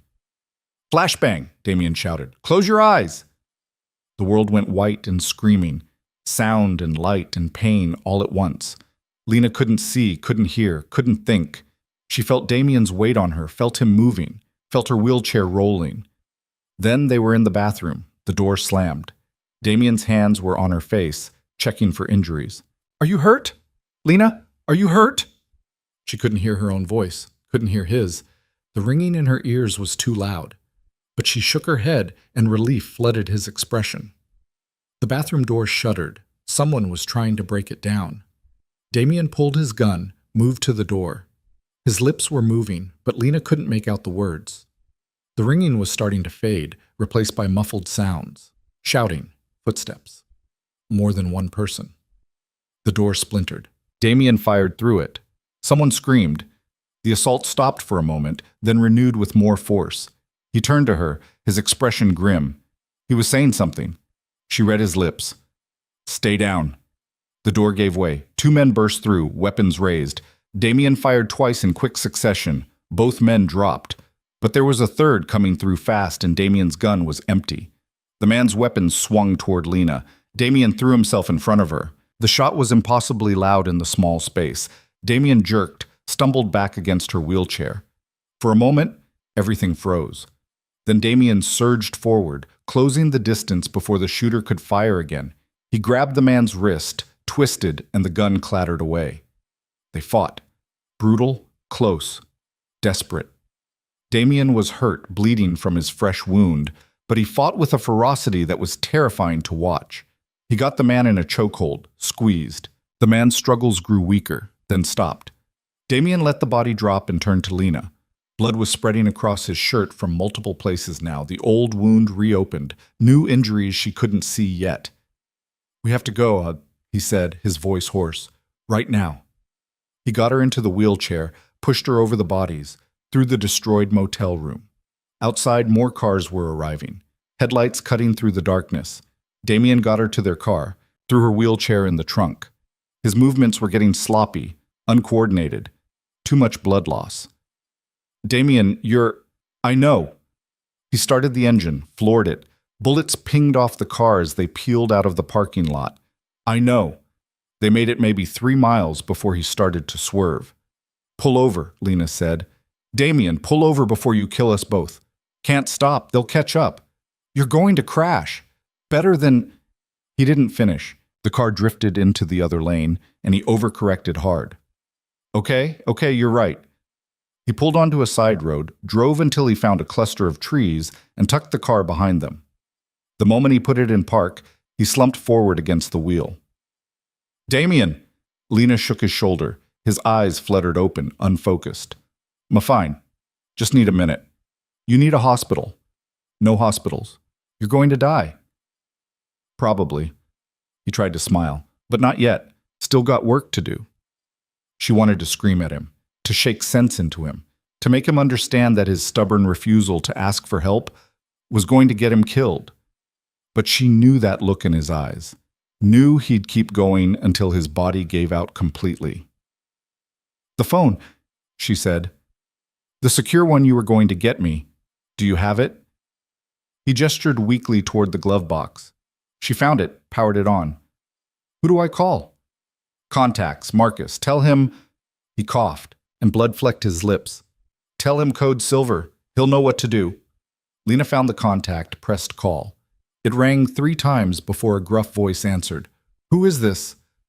My name is Lena Hart. Damien told me to call. He said code silver. A pause. Where are you? I don't know. Somewhere outside the city, in the woods. He's hurt, badly. He needs help. Turn on the phone's location services. I'll track you. Can you hold position for 20 minutes? I don't know. There are people following us. 20 minutes, Miss Hart. Keep him conscious. Keep him talking. I'm on my way. The line went dead. Lena turned to Damien, who was still slumped against the wheel. Help is coming. 20 minutes. You have to stay awake. Tired. I know, but you don't get to check out on me yet. We had a deal, remember? You don't die, I don't die. That was the deal. Don't remember agreeing to that. Well, I'm telling you now, so keep your eyes open and talk to me. He forced his eyes open, looked at her. What do you want me to say? Anything. Everything. Tell me about the first time you felt safe. Never felt safe. There has to be something. He was quiet for so long she thought he'd passed out. Then, when I was 12, I stayed with this family, the Johnsons. They had a real house, not an apartment, a yard, a dog. His voice was getting softer. Mrs. Johnson made breakfast every morning. Real breakfast. Eggs, bacon, toast. She'd ask about my day like she actually cared about the answer. What happened? I got into a fight at school, broke another kid's nose. They sent me back to the group home. He coughed again. Should have controlled my temper. Should have been better. You were 12. You were allowed to make mistakes. Not in my world. Mistakes got you sent away, got you forgotten. His eyes were drifting closed. Don't want to be forgotten. Hey, look at me. Lena reached over, grabbed his face, forced him to meet her eyes. You are not forgettable. You are not going to be sent away. And you are not allowed to die before I get to know you better. Understand? Bossy, you have no idea. She kept her hands on his face, kept eye contact. Tell me something else. Tell me what you were going to do after all this, when Victor was handled and I was safe. What was the plan? Didn't have one past keeping you alive. Make one now. He tried to focus, struggled.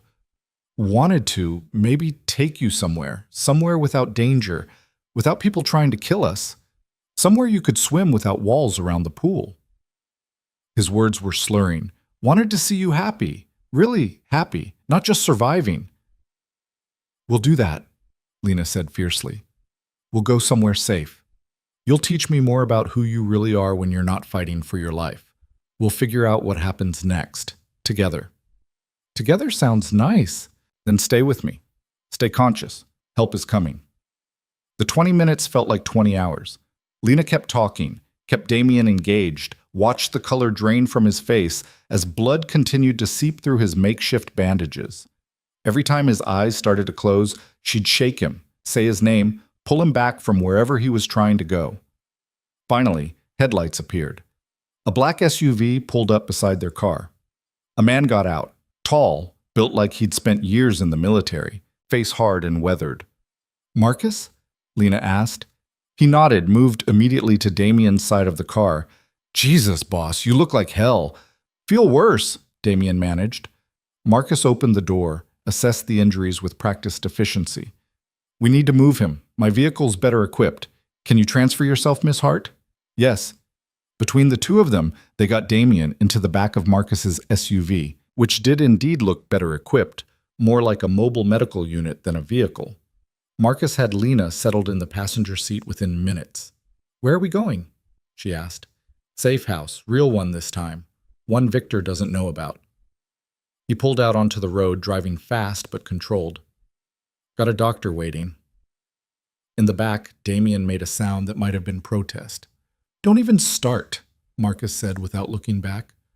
You're half dead and stubborn as hell, but you're not dying on my watch. Boss's orders.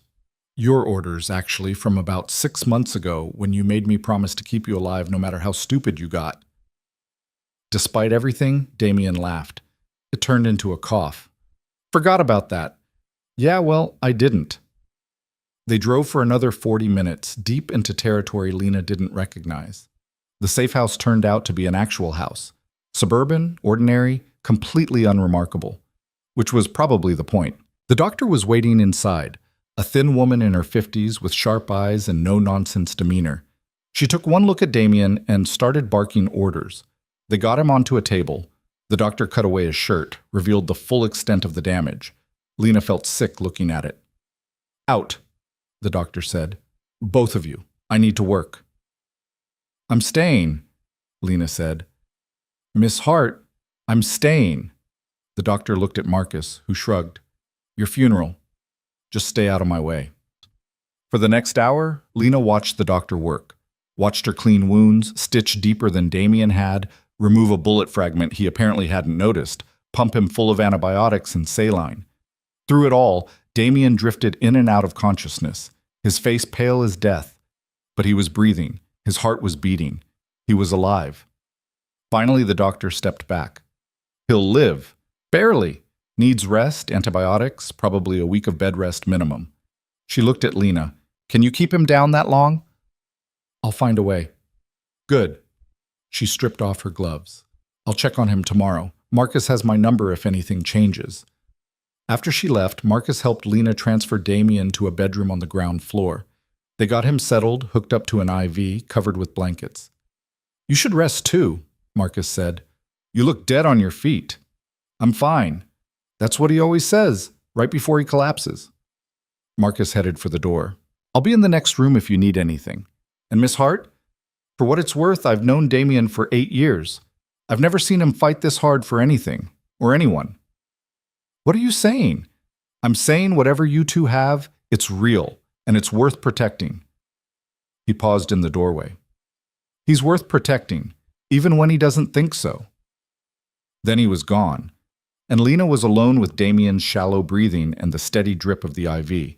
She wheeled closer to the bed, reached out, and took his hand. His skin was cool, clammy, but his fingers curled around hers, holding on even in sleep. You scared me, she whispered. When you threw yourself in front of that gun, when I thought you were going to die, I've never been that terrified in my life, not even during the accident. He didn't answer, didn't move, but his grip on her hand tightened slightly. I need you to wake up, she continued. I need you to be okay, because I just realized something, and I need to tell you while I still have the courage. His eyes opened, barely, but enough. Lena, he breathed. I'm here. I'm right here.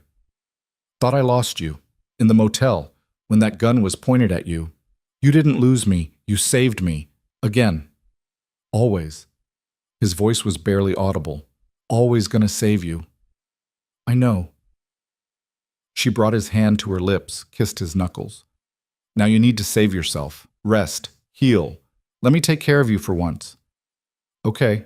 His eyes were drifting closed again. Lena? Yeah? Don't leave. I'm not going anywhere. Promise? She thought about everything that had brought them here. The accident, the party, the rain, the danger, the blood, the fear. Thought about how this man had seen her at her lowest and stayed anyway. Had fought for her when everyone else had walked away. Had thrown himself between her and death without hesitation. I promise, she whispered. His breathing evened out, deepened. He was asleep, but his hand never let go of hers. Lena sat there in the darkness, listening to him breathe, feeling the weight of what they'd survived. They weren't safe yet. Victor was still out there. The betrayal still needed to be uncovered. The war they'd started was far from over. But right now, in this moment, Damien was alive, she was alive. And they were together. That was enough. Dawn came slowly, gray light filtering through curtains that Lena hadn't bothered to close. She'd spent the entire night in her wheelchair beside Damien's bed, watching the rise and fall of his chest, counting each breath like a prayer. Her back ached. Her arms were sore from holding his hand for hours. She didn't care. Around 6, his eyes opened, really opened, with clarity she hadn't seen since before the motel. You're still here, he said, his voice rough from disuse. I promised I wouldn't leave. People break promises. I don't. She squeezed his hand. How do you feel? Like I got shot. Twice. He tried to sit up, winced, thought better of it. How long was I out? About 8 hours. The doctor said you need at least a week of rest. Don't have a week. You're making time. Marcus's orders. Also mine. A ghost of a smile crossed his face. When did you get so bossy? When you decided dying was a viable option. She released his hand to pour him water from the pitcher on the nightstand. Drink this. He obeyed, studying her over the rim of the glass. You look exhausted. I wonder why. You should sleep. So should you. I just did. For 8 hours after nearly bleeding to death. That's not the same as actual rest. They stared at each other, both stubborn, both exhausted. Finally, Damien sighed. Come here, he said. What? The bed's big enough for both of us. You need sleep. I need sleep. And I need to know you're close. So, come here. Lena hesitated. The bed was accessible, low enough that she could transfer herself. But something about the intimacy of it, about lying beside him, felt like crossing a line they couldn't uncross. Then again, they'd already crossed so many lines. What was one more? She maneuvered her wheelchair beside the bed and transferred herself carefully. Damien shifted over to make room, his movements slow and pained. Once she was settled, he reached for her, pulled her against his uninjured side. This okay? He asked quietly. Yeah. She rested her head on his shoulder, felt his heartbeat steady and strong beneath her ear. This is okay. They slept. When Lena woke again, sunlight was streaming through the windows and voices were coming from the other room. She extracted herself carefully from Damien's embrace. He was still sleeping, his face finally peaceful, and transferred back to her wheelchair. In the kitchen, she found Marcus and 2 other men she didn't recognize. They all looked up when she entered. Miss Hart, Marcus said. How's the patient? Still sleeping. How are things out there? Marcus's expression darkened. Victor's people hit 3 more of Damien's operations last night. Warehouses, businesses, supply lines. He's going scorched earth. Because of me. Because he's losing control, and he knows it. One of the other men spoke up, younger, with sharp eyes and a scar across his jaw. Victor thought Damien would trade you. When he didn't, it made Victor look weak. Now he's overcompensating. Overcompensating by destroying everything Damien's built? By trying to force his hand. Marcus poured coffee, handed her a cup. But there's something else. We've been digging into who betrayed Damien, who told Victor about the cabin. Lena's hands tightened on the cup. And? It wasn't the contractor. Marcus exchanged glances with the other men. It was someone closer, someone inside Damien's organization. The implication hit like a physical blow. Who? We're still working on that, but when we find out, you'll tell me first. Damien's voice came from the doorway. He was leaning against the frame, still pale but upright. Before you do anything, you tell me. Boss, you should be in bed. I've been in bed long enough. He moved into the kitchen, his movements careful but steady. What else do we know? For the next 30 minutes, Lena listened as Marcus and the others briefed Damien on the situation. Victor had consolidated power, called in favors, was preparing for an all-out war. Several of Damien's allies had gone quiet, either bought off or too afraid to choose sides. The empire Damien had built was fracturing, and it was all because he'd refused to give her up. The weight of it pressed down on Lena's chest until she could barely breathe. When the men finally left to handle various crises, she turned to Damien. This has to stop. He looked at her. What has to stop? This, all of it. You losing everything because you're protecting me. It's not worth it, Damien. We've had this conversation, and we're having it again. She wheeled closer. I'm not worth your empire. I'm not worth your life. So end this. Make the trade. Give Victor what he wants and save what you've built. Damien's jaw clenched. No. Why are you being so stubborn about this? Because you're asking me to choose between my empire and you, and that's not a choice. It's not even close. Your empire is everything you've worked for. My empire is buildings and money and power built on fear and violence. You're the first real thing I've had in 20 years. He crossed to her, knelt down so they were eye level. I told you before, I'm tired of being smart. I'm tired of sacrificing what matters for what's strategic. And you matter, Lena, more than any of this. That's insane. Probably, but it's also true. His hand cupped her face.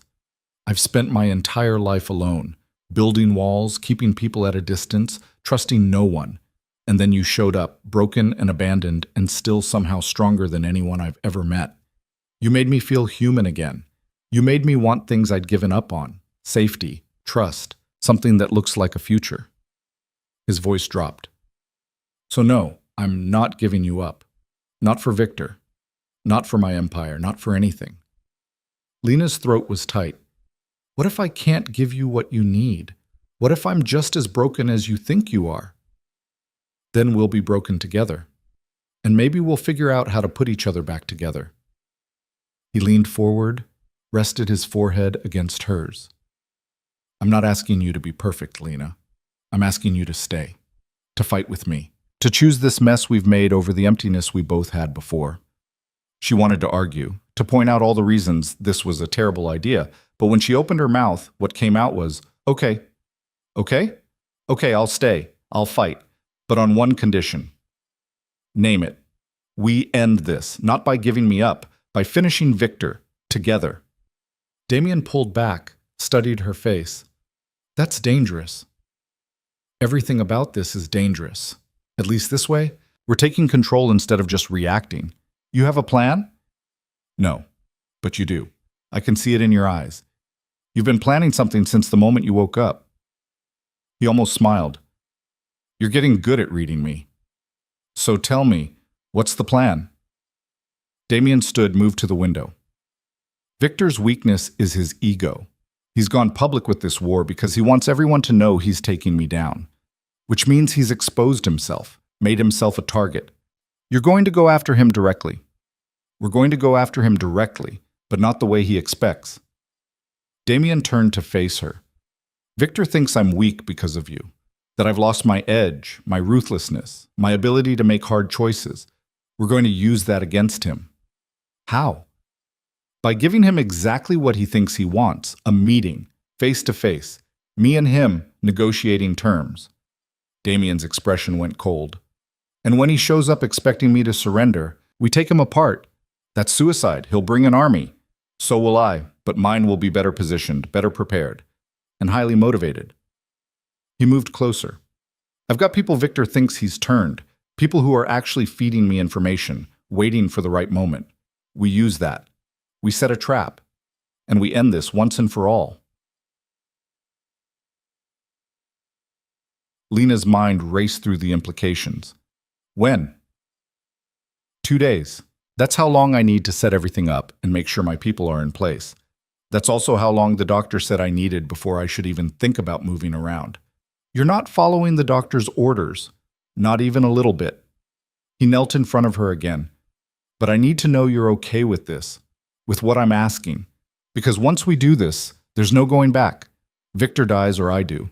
Those are the only two outcomes. Then we make sure it's him. Lena took his hands. But I'm coming with you. Absolutely not. I'm coming with you, she repeated firmly. Victor thinks I'm your weakness. We use that.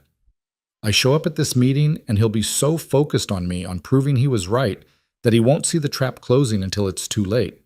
Lena, if anything goes wrong, we handle it. Together. Like you said. She held his gaze. I'm done being protected, Damien. I'm done being the damsel locked in the tower while you fight alone. We're in this together, or we're not in it at all. He searched her face, looking for doubt. She didn't give him any. You're sure about this? He asked quietly. I've never been more sure of anything. Something in his expression shifted. Pride, maybe, or respect. Okay, but you follow my lead. You stay where I tell you to stay. And if I tell you to run, you run. Agreed? Agreed. The next 2 days passed in a blur of preparation.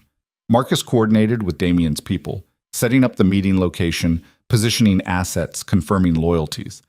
The doctor came back daily to check Damien's wounds, each time shaking her head at how much he was moving around, but grudgingly admitting he was healing faster than expected. Lena spent the time getting stronger. She swam in the safe house's small pool, worked on her upper body strength, practiced transfers until she could do them smoothly even under pressure. If she was going into a war zone, she needed to be ready. On the second night, as they lay in bed together, a habit they'd fallen into without discussion, Damien spoke into the darkness. I found out who betrayed me. Lena turned to look at him. Who? My brother, The words hung in the air, heavy with pain. You have a brother? Half-brother, Stefan. We were in foster care together for a few years when we were kids. Only person who ever felt like family. His voice was flat, emotionless in the way that meant he was feeling too much. I brought him into the organization 5 years ago, gave him territory, trust, everything. Apparently Victor made him a better offer. I'm sorry. Don't be. This is the world I chose. Family doesn't mean much when money's on the table.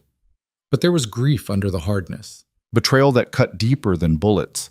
Lena took his hand. What are you going to do? What I have to. What he knew I'd do when he made his choice. Damien's fingers tightened around hers. In my world, betrayal has consequences. There's no forgiveness, no second chances. That doesn't mean it doesn't hurt. No, it doesn't. He was quiet for a long moment. He'll be at the meeting.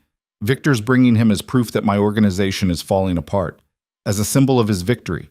And when you see him, I end it, cleanly, quickly, without hesitation. He turned to look at her. Does that scare you, knowing what I'm capable of? Lena thought about it, really thought about it. A month ago, the answer would have been yes. But she'd seen what Damien was protecting her from, seen the violence that lurked in his world, seen him throw himself between her and death without hesitation. No, she said finally. It doesn't scare me, because I know why you do it, and I know you'd never hurt someone who didn't deserve it. You have a lot of faith in me. You've earned it. He kissed her then, soft and careful, like she was something precious. When they broke apart, his eyes were dark with emotion. After this is over, he said quietly, if we survive, I want to take you somewhere. Somewhere without danger, without people trying to kill us. Just you and me in the ocean. That sounds perfect. I want to learn who you are when you're not fighting to survive. I want to watch you swim without walls around the pool. He stopped, shook his head. I want a life with you, Lena. A real one. If you'll have me. Her chest ached with the weight of it. Ask me again when this is over. Is that a yes? It's a promise to give you an answer when we're both still alive to hear it. He smiled, real and genuine. I can work with that. The meeting was set for noon in a warehouse on the industrial edge of the city. Neutral territory, or as neutral as anything could be in their world. Damien's people arrived first, taking positions in the rafters, behind crates, in every shadow and corner. By the time Victor arrived, the trap was set. Lena sat in her wheelchair at Damien's side, her heart hammering against her ribs. She'd insisted on being here, but now that it was happening, the reality of it pressed down on her. These men were going to try to kill them, and Damien was going to kill them first. Victor entered with 8 men flanking him. He was exactly as Lena had imagined, older, distinguished, the kind of man who looked like he belonged in a boardroom, not a warehouse planning murder. His eyes found Damien first, then slid to Lena with undisguised interest. So this is the girl worth starting a war over, Victor said, his accent thick and rolling. She's pretty, I'll give you that. But pretty girls are easy to find, Cross. Empires are not. She's not just pretty, Damien said, his voice cold. She's brave. She's strong. She's worth 10 of you. Victor laughed. Such poetry. Love has made you soft. Love has made me focused. There's a difference. Focused on what? Losing everything you've built? Victor gestured around them. Your people are abandoning you. Your territory is crumbling. Even your own blood has turned against you. Stefan stepped forward from Victor's group. He was younger than Damien, maybe mid-30s, with the same sharp features but softer edges. When he met Damien's eyes, something flickered in his expression. Guilt, maybe. Or regret. Hello, brother, Stefan said. Don't call me that. Damien's voice was ice. You gave up the right to that word when you sold me out. I did what I had to do to survive. You taught me that, remember? Trust no one. Take care of yourself first. Your rules. I trusted you. That was your mistake. The words hung in the air, brutal and final. Lena watched Damien's face, saw the muscle in his jaw tick, but his expression stayed controlled, unreadable. So what now, Victor? Damien asked. You have me here. You have your traitor. What are you offering? Simple terms. You give me the girl. You give me your territory east of the river. You acknowledge publicly that you've lost this war. And in return, I let you live. You can rebuild somewhere else. Start over. Just not here. And if I refuse, Victor's smile was cold, then you die here, along with your little cripple. Lena flinched at the word, but Damien's hand found hers, squeezed once, steady, reassuring. Here's my counteroffer, Damien said. You leave. Now. You take your people and you disappear from this city. And in return, I let you live long enough to regret crossing me. Victor laughed. You're outnumbered, outgunned, and bleeding from wounds you can barely hide. What makes you think you have any leverage? This. Damien raised his hand. Instantly, red laser sights appeared on Victor's chest, on Stefan's, on every one of Victor's men. They came from the rafters, from behind crates, from positions Victor hadn't known existed. Victor's expression went cold. You set a trap. I set an execution. You just walked into it. Damien stood, and despite his injuries, despite everything, he looked like exactly what he was, a man who'd built an empire on force of will and refused to let it fall. You thought my people were abandoning me. They were infiltrating you. Every person you thought you'd turned was feeding you exactly what I wanted you to know. Every move you made, I was 3 steps ahead. You're bluffing. Am I? Damien gestured, and 3 of Victor's men lowered their weapons, turned them on Victor instead. These are mine, always have been, along with 6 others in your organization who've been waiting for this moment. Victor's face went red. You underestimated me. Yes, because you thought love made me weak. But here's what you didn't understand, Victor. Love didn't make me weak. It made me dangerous, because now I have something to protect, someone to fight for. And that makes me willing to burn everything to the ground to keep her safe. Damien's hand moved to his weapon. Victor's men started to react, but the laser sights never wavered. Last chance, Damien said. Walk away, leave the city, or die here. Basipisi. Eat. For a moment, Victor looked like he might fight. His hand twitched toward his weapon. His eyes calculated odds, looked for exits. Then Stefan moved. He grabbed Victor, used him as a shield, and fired at Damien. Everything happened at once. Damien shoved Lena's wheelchair hard, sending her rolling behind a crate. Gunfire erupted. Victor's remaining loyal men returned fire. Damien's people in the rafters opened up. The warehouse became a war zone. Lena pressed herself against the crate, her ears ringing, her heart racing. Through the chaos, she could hear Damien shouting orders, could hear the steady rhythm of his weapon firing. Then hands grabbed her wheelchair. She looked up into Stefan's face. He was bleeding from a shoulder wound, his expression wild. You're coming with me, he said. Let go. He pulled a knife, held it to her throat.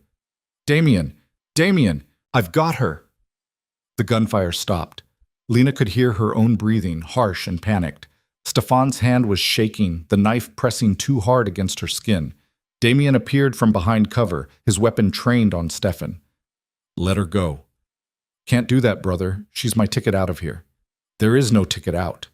You're already dead. You just don't know it yet. Then we die together. Stefan's voice cracked. You and her, just like the family we could have been. We were family. You destroyed that. You destroyed it when you chose her over me, when you decided some crippled dancer was worth more than your own blood. The knife pressed harder. Lena felt a sting, felt warmth trickling down her neck. Damien's eyes went dark with fury. Last warning, Stefan. Let her go. Or what? You'll shoot me? Your baby brother? The only family you ever had? Yes. The single word was absolute, final. Stefan's expression crumbled. For a moment, he looked like a lost child. Then his hand tightened on the knife. Damien fired. Stefan dropped, the knife clattering away. He hit the ground hard, blood spreading across his chest. His eyes found Damien's, wide and shocked. You actually... He coughed, blood on his lips. You actually did it. Damien knelt beside him, his face unreadable. I told you, I protect what's mine. She's not. Stefan's breathing was ragged. She's not worth this. She's worth everything. Damien's voice was soft, almost gentle. You could have been too, if you'd chosen differently. Stefan's eyes were glazing over. I'm sorry, He didn't finish. The light went out of his eyes, and he was gone. Damien stood slowly, turned to where Victor was pinned by Damien's men. The older man was bleeding, defeated, but still defiant. Well played, Cross, Victor said. But this isn't over. I have allies. You had allies, past tense. Damien moved closer. Every one of them is receiving a message right now. Photos of this warehouse. Photos of you, defeated. Proof that I won. By tomorrow, they'll be lining up to swear loyalty to me. Because that's how this world works. Power respects power, and weakness gets destroyed. So that's it? You kill me and take over? No, I let you live. Damien's smile was cold. I let you live with everyone knowing you lost. I let you live with your empire crumbling. I let you live with the knowledge that the man you tried to destroy is the reason you're still breathing. And every day for the rest of your miserable life, you'll remember that you had a chance to walk away, and you chose this instead. Victor's face went white. In their world, Lena realized, this was worse than death. This was humiliation, permanent, public, irreversible. Damien turned away from him, moved to Lena. You're bleeding. She touched her neck, felt the shallow cut. It's not bad? It's too much. He pulled out a handkerchief, pressed it gently to her neck. I'm sorry. I should have seen Stefan moving. You saved me. Again. She covered his hand with hers. Is it over? Yeah, it's over. Around them, Damien's men were securing the warehouse, disarming the last of Victor's people. Marcus appeared, his expression grim but satisfied. Clean sweep, boss. We got them all. No losses on our side. Good. Get Victor out of here. Make sure everyone sees him leaving in defeat. Damien's voice was tired, worn. And call the doctor. Tell her to meet us at the safe house. Already done. Damien nodded, then turned back to Lena. Let's go home. Home. The word settled in Lena's chest, warm and solid, because that's what the safe house had become. Not a hiding place. Home. They left the warehouse, left the bodies and the blood, and the end of Victor's empire behind them. In the car, Damien pulled Lena close, mindful of both their injuries. You were right, he said quietly. About what? About us ending this together. About taking control instead of just reacting. You were brave in there. Braver than you should have been. I learned from the best. He kissed the top of her head. I killed my brother today. I know. Doesn't that bother you? Lena thought about it, about Stefan holding a knife to her throat, about the choice Damien had made, about what it cost him. It bothers me that he made you do it, but I understand why you did, and I don't blame you for it. You should. Maybe. But I don't. She tilted her head to look up at him. You're not a monster, Damien. You're a man who's had to make impossible choices in an impossible world. And you chose me. You chose us. That's what I'm going to remember. His arms tightened around her. I don't deserve you. Good thing I'm not asking what you deserve. I'm choosing what I want. They drove in comfortable silence for a while. Then Damien spoke again. You asked me to ask you something when this was over. Lena's heart skipped. I remember. We're alive. We survived, so I'm asking. He shifted so he could see her face. I want a life with you, Lena Hart. A real one. Messy and complicated and probably still dangerous sometimes, but real. I want to wake up next to you every morning. I want to watch you swim. I want to learn who you are when you're happy. I want to build something with you that isn't based on fear or survival. Just us. Just this. Whatever this is. His voice dropped. So what's your answer? Lena looked at this man who'd saved her in every way that mattered, who'd seen her broken and stayed anyway, who'd chosen her over power, over blood, over everything. Yes, she said. To all of it. Yes. The smile that broke across his face was worth everything they'd survived to get here. 2 months later, Lena stood at the edge of a pool that wasn't surrounded by walls or security or danger. It was at a beach house somewhere warm and far from the city, with the ocean visible beyond the deck and nothing but blue sky overhead. Damien was in the water, waiting for her. "You coming in?" he called. "Give me a minute." She'd gotten better at the transfer from wheelchair to pool lift, but it still required focus, especially now when she was distracted by how different everything felt. Victor was gone, disappeared to some remote corner of the world where his name meant nothing. His empire had dissolved, absorbed by Damien's organization and others. Stefan's betrayal had been kept quiet, not out of mercy, but because some wounds were too personal to make public. Damien's empire had stabilized, stronger than before. But he'd started delegating more, trusting Marcus and others to handle day-to-day operations. Because he'd meant what he said. He wanted a life, one that included quiet mornings and lazy afternoons and time with the woman he'd chosen. Lena had started teaching again. Not ballet. Her legs still didn't work, might never work the way they had before. But adaptive dance, water movement therapy, working with people who'd been told their bodies had betrayed them. People who needed someone to show them they were more than their injuries. It turned out she was good at it. Maybe because she understood what it felt like to be broken and to slowly, painfully, put yourself back together. She settled into the lift, let it lower her into the water. Damien was there immediately, his hand steadying her. "I've got you," he said. "I know." She pushed off, started swimming. He swam beside her, matching her pace. They'd been doing this every day since they arrived, swimming together in water that felt endless, without walls, without limits. "I have something to tell you," Lena said after a few laps. "Should I be worried?" "Maybe. Depends on how you feel about the future." He stopped swimming, treaded water. "What kind of future?" "The kind that includes physical therapy, real physical therapy, with doctors who specialize in spinal injuries. The kind that might not fix me completely, but might help me walk again, at least a little." His eyes widened. "You found someone?" "Someone found me. A specialist who saw one of my teaching videos online. She thinks there's hope. Not a miracle, but hope." Lena moved closer to him. "She's in the city, which means we'd have to go back, at least part-time. Then we go back." "Just like that?" "Just like that." He pulled her into his arms, held her in the water. "Lena, I'd follow you anywhere, back to the city, across the world, into therapy sessions that make you scream at me. Wherever you need to go, I'm there." "Even if I never walk again?" "Even if. I fell in love with you in a wheelchair. If that changes, great. If it doesn't, I don't care." His hand cupped her face. "I didn't choose you because of what your body could do. I chose you because of who you are. Strong, brave, stubborn as hell. That doesn't change whether you're walking or rolling." Tears stung her eyes. "I love you too. I don't think I've said that yet."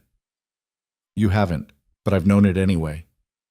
She kissed him, there in the endless blue water, with the sun warm on their faces and the future spreading out before them like an ocean.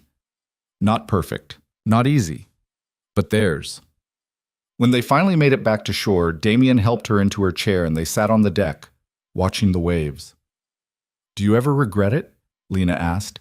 "Choosing me over everything else?" "Not once." "Do you regret staying?" "Not even a little bit." He took her hand, laced their fingers together. "We're going to have a good life, Lena Hart." "We already do." And it was true.